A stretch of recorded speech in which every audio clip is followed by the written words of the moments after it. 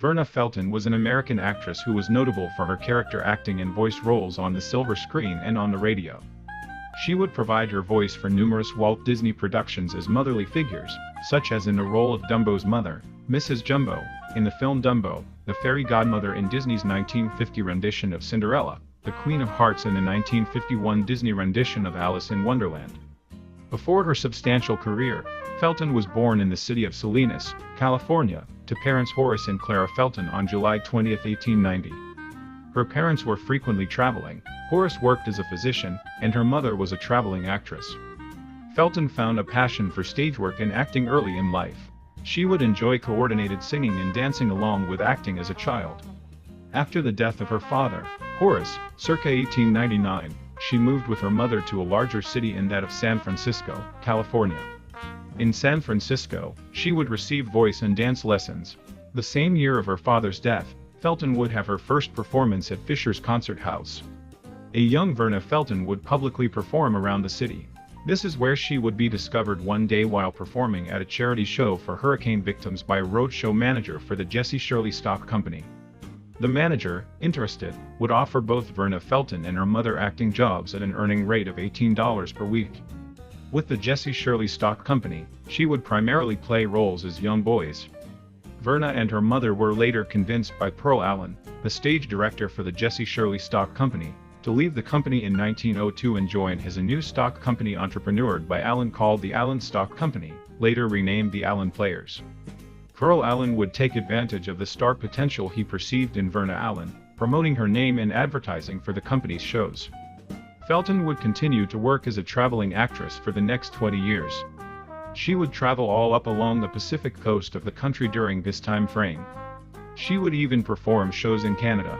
Felton would become a freelance artist in conjunction with her stock company acting career. In her adult life, she met Lee Miller, whom she would fall in love with, and begin a marriage in 1923. The following year, Felton gave birth to her only child, a son named Lee Jr. When the Great Depression hit in the late 1920s, Felton and Miller shifted to radio acting work as live theater profit was on a significant decline. She moved to Tinseltown with her husband to pursue this economically sustaining work. Lee Miller would unexpectedly pass away on Christmas Eve of 1941, leaving Felton a widow. Felton later transitioned to primarily doing live action and voice work on film and television, where, in addition to her aforementioned notable roles, was also known for roles as Dennis Day's mother on the Dennis Day television and radio program. That I'm a big star! Ah, shut up! Aunt Sarah on Disney's 1955 film Lady and the Tramp, various characters on the Jack Benny program, and the voices of Flora and Queen Leah on Disney's 1959 animated interpretation of the fairy tale Sleeping Beauty. Verna Felton would make guest appearances on television, such as making an episode appearance on Amos and Andy in 1951, an episode of The Adventures of Ozzie and Harriet in 1953, 2 episodes of I Love Lucy in 1953, and an episode of the Dennis the Menace television show in 1963. Felton's biggest television role came as a main cast member on the CBS sitcom December Bride from 1954 until the show's cancellation in 1959. Felton portrayed Hilda Crooker, a supporting character on the show. After the cancellation of the show, Felton, who was in her late 60s, would engage in acting roles less, becoming interested in community affairs in Hollywood. Felton would become the honorary mayor of Northern Hollywood for around 6 years.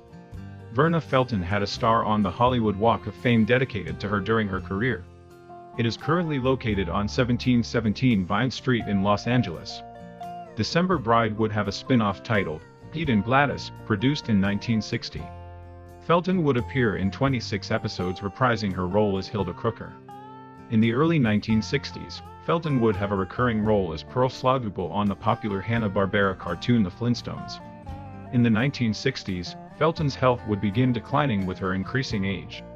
She would make her final credited performance in a film that would be released posthumously. This role was with Disney once more in the film The Jungle Book, in which she voiced an elephant. On December 14, 1966, Felton would suffer a fatal stroke at her home in North Hollywood. Felton was 76 years old when she died.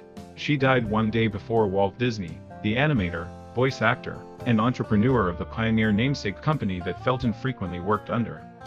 Verna Felton's remains are currently interred in Section L of Grand View Memorial Park and Crematory in Glendale, California.